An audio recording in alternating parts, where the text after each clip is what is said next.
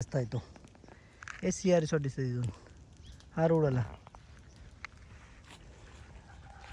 इथे NS plot आहे 6 गुंठे. अलिबाग नागाव चिंतामणी आळी हा रोड आहे आणि इथून प्लॉट चालू होतो.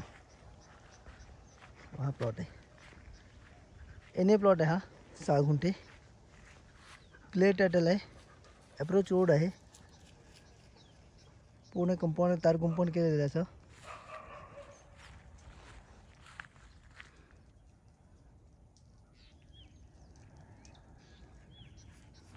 असं पूर्ण कंपाऊंड केलेलं आहे. हा 6 गुंठे आहे NA प्लॉट.